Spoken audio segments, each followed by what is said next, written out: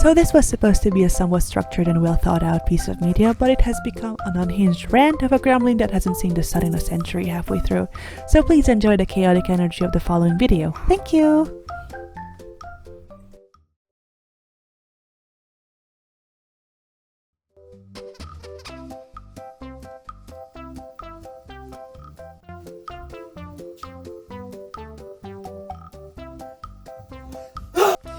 Okay, all jokes aside, it's not always like that. It's also...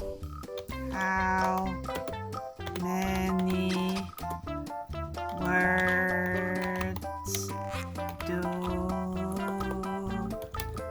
toddlers know? To get a sense of how weird some of the Google searches I sometimes gotta make are, my recent Google searches include, when do toddlers start brushing their own teeth? Yeah, you'd be surprised how many things you don't actually know about kids once you decide to write a story that actually contains one in it.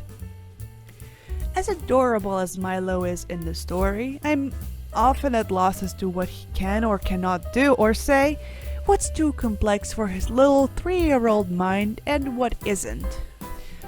I love kids, but I mean, I don't have one myself, and obviously there's a hell of a lot of things that I don't know about them, despite having grown up with siblings, especially one that's quite literally 10 years younger than me. But well, that's long gone by now. I was 10 years old when he was born, hence I was 13 when he was 3, so I can bet you 20 cents that I was doing some babysitting as the eldest daughter. Beyond just trying to figure out how does a toddler behave, someone who's always been sort of an introvert, there are some very stupid things that I sometimes have to ask around or look up. Like, do adult best friends go on camping trips? To which every one of my friends were like, yeah, duh, when I asked them.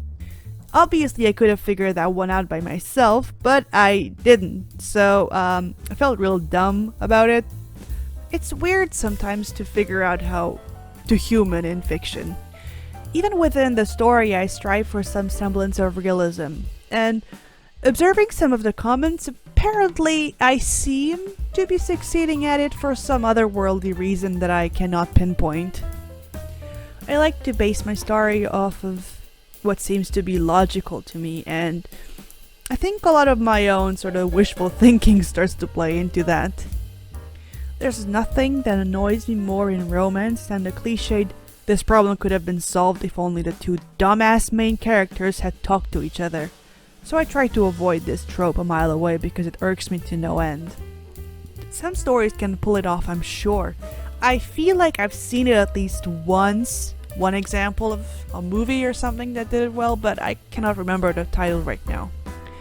While I probably won't avoid all tropes because I do have tropes that I like in romance, as an avid romance reader and rom-com movie enjoyer. I mean, I think I've said so in my tropes video that, well, I'm the type of person who'll give a cliched shoujo manga a try if the art style is good enough. I won't condone everything in it, but I'm like a toddler. If you jingle some keys in front of my eyes via pretty artwork, I'll probably fall for it. I like stuff like wall slams where the main characters both get super flustered, or like the cool no expressions character in love with the most happy-go-lucky doofus ever and shows affection to only that one doofus, Lloyd. So yeah, I'm not immune to cliches, but I mean I also like my romance stories with some substance behind it. But even that rule can be turned upside down if I am reading something that I particularly enjoy the art style of. When I first started working on Lemon Soda and Coffee, I never thought that I'll get so deeply into the psyche of the characters and how they deal with their respective anxieties / depressive moments, and just generally how deep one's internal life can be. I gotta admit that a lot of it had been developed while working on the story, and I'm super glad I did it. I think it adds a lot more to the story. than I initially intended. I mean, it starts with a love at first sight trope. I hadn't thought super far when I started, but here we are. And I think it's partially because I grew as an author. Obviously, this is my very first comic, so there are certain things I will not get right. But I've been working on the story for 2 years now, so there's certain things that I've learned and certain types of things that I want to show in my story that are a lot more meaningful than I initially thought. Like, when I first started, I was sure I was going to just make like this really cute slice of life story with not that much, like, it would have been more cliched where Axel is still a very character that blushes a lot, but it would have been more comical. That was my original plan. But here we are, I'm talking about him having some really deeply rooted issues that I just sort of made up for him on the way to in the story. Even the very first time I plotted out the story and thought about it, I was sure I was going to make the 4 slice of life stories with just like little scenarios, because I didn't want to make it too complicated for myself. But that's obviously not what ended up happening. I've always been a fan of these romance stories that start out like really simple looking and then it becomes just so much more complicated than you initially thought. One of my favorite mangas, shoujo mangas that I have is Kami-sama Kiss. I think Kami-sama Hajimemashita is or something like that, the Japanese title, with Nanami and who becomes like this goddess and everything. And the story premise of it in the beginning is really simple. I mean, sort of ish. And then like so much more things, like the flashback sequence, like when she travels back in time towards the later end of the story, is one of my favorite arcs in the whole story. And it's just in the beginning, it's just she goes to school and some shit happens with some magical being, and then towards the end she's literally saving going back in time, like or I've never read Fruits Basket. I've only recently watched the anime, but it's exactly the kind of story that I like. Like, it doesn't start all that complicated. There's this premise of this girl, she's in this house with these guys who turn into animals. That's the end of the story, and then it becomes this whole ass emotional damage story of the whole gang. So I guess that kind of yearning seeped into my own storytelling of, I mean, literally the premise of Lemon Soda and Coffee is a guy falls in love at first sight with this woman who he probably will never see, and then obviously ends up seeing later on. But then so much more stuff happens, and I'm not trying to blow my story out of proportion. It's really not the point here, but I feel like I've managed kind of that sort of feeling of super simple to something more complicated. But yeah, I ended up writing a story about something that I find really important to me. Many of the things that the characters have gone through, I have not gone through. I'm not a single mother, I don't have kids. I have not had a traumatic background, let's just say like that, so I don't spoil the actual story, but they're all things that I have not personally experienced, and a lot of it comes from research or just things I would think is logical in certain emotional situations. And that will obviously make it that I will have inaccuracies in a story, but I still base specks of the anxieties the characters experience or like the shyness of Axel, it speaks a lot to me, kind of. Not exactly in the same matter, but I have not experienced exactly what the character has gone through, but he is the main character exactly because he's sort of similar to me, in a sense. Even though I am not him and he is not me. If you understand kind of the nuance in between, like, he's a character. I am writing a character. I'm not writing me in the story.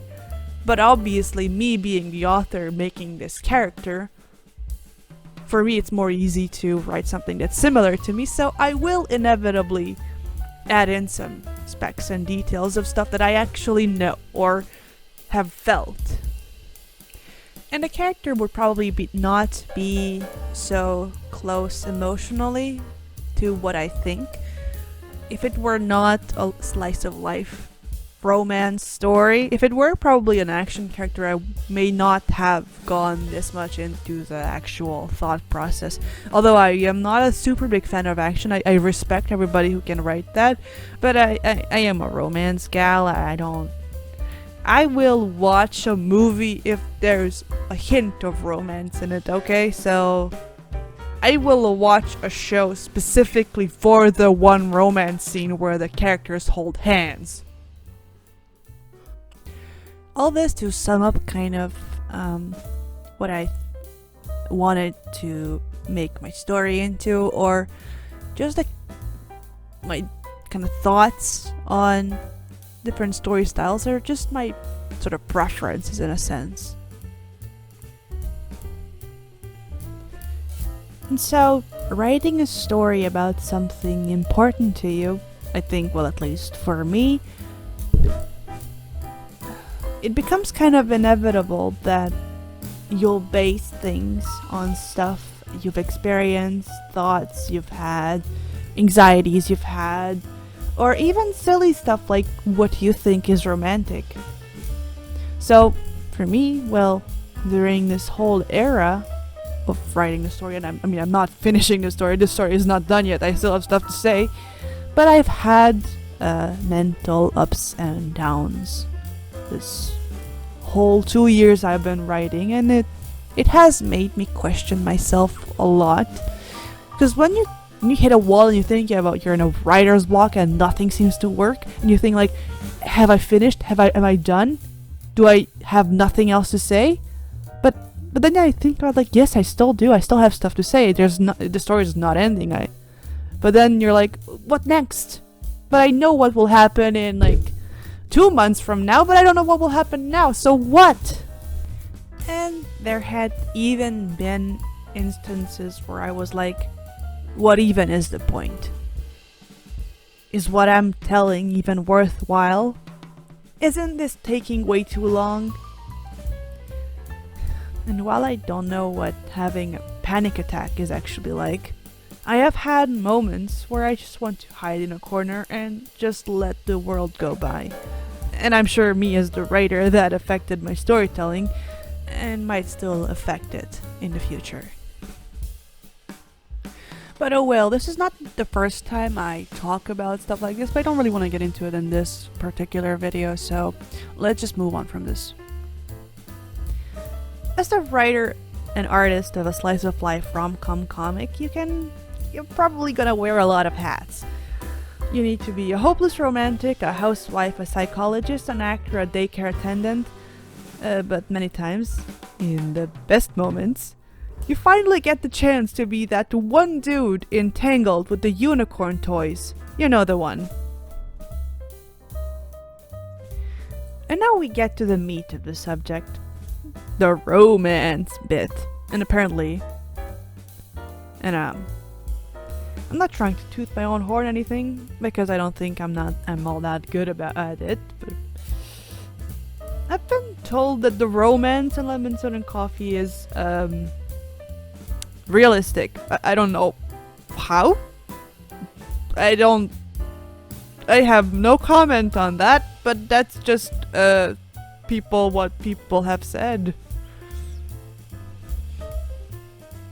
I don't necessarily want to follow some romance trope. I mean, it is a slow burn, so it is a trope in itself that it takes a while for the romance to develop. But I've noticed in my vast knowledge of romantic comedies, especially the ones produced by Hollywood, is that it tends to be quite formulaic. Oftentimes, the two main leads hate each other at the start and then warm up to one another by hunky, bulky, blue-eyed blonde man being kind of a douchebag, but not really, swooping what's-her-face off her feet for whatever reason by the end of the movie. I mean, I'll watch, but damn, that's boring when the third act is a misunderstanding trope and ultimately they end up together despite clearly having communication issues. Or Hallmark movies where busy businesswoman comes back to her hometown but she's too busy to enjoy the holidays and then meets Mr. McDreamy who teaches her the real meaning of Christmas and they kiss under the mistletoe. I mean, fair enough, but can we switch it up? There's obviously going to be faults in every single love story. I mean, sometimes I read comments on chapters and I'm like, ooh, fair enough, I could have done that differently. But you know what? I've said it once and I'll say it again. It's my story.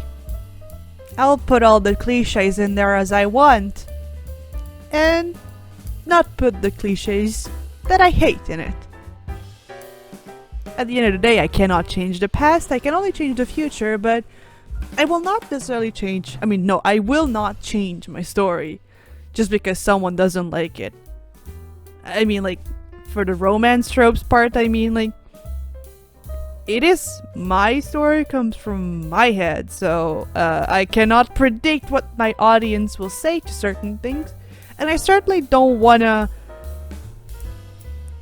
I feel like if I start listening to the comments, saying like, oh, you should do this, this, and that, then it will become their story, not mine. And it's just gonna be not fun to work on, honestly. Although, that's a good idea for a choose your own adventure thing. But I think people have already started doing that. I don't know. Like, the comments inspire what happens next in the story. That sounds like a good idea, but can also become very messy, so never mind. So yeah, writing romance stories is a chore. I feel like I'm just dissing on this, but no. It is a chore because as an author you have to sit here and be like, yeah, I know exactly what the hell is going to happen, and then you're like, no, I don't know what's gonna happen, but I know what will happen later. I am not even totally sure what I was going to say in this video, honestly, like, what's it really like to write a slice of life romance? It's a lot of things. Me sitting here in front of my computer, agonizing over my wording choices for the next script, or sitting here trying to be more efficient about drawing my characters, but then feeling very bad for reusing shots when I should obviously be reusing shots, otherwise it would become really difficult to work on this alone. There's a reason comic books have teams that work on them. But a lot of times it's a gremlin mode, really. Just sitting here and busting my butt to finish an episode. Maybe I should have a different life. But, I mean, my hobbies include drawing and watching movies or reading books, but those have not happened very often lately. And that sounds kind of sad in retrospect, but I like it like this. I don't have a one-size-fits-all answer for what it's really like to be a slice of life romance author, or just an author in general. Everyone's experience is obviously going to be different because, surprise, everyone's life is different. So my experience might not, will probably definitely not be the same as somebody else's. But nevertheless, you still watched it. The video, that is. If you're still here. To shift focus a little bit, this speed paint is almost completely done. There's only like a few finishing touches I gotta make, like the highlights and whatnot, like the really very last effects and shadings and everything. So as soon as that's done, we're gonna roll into the final result.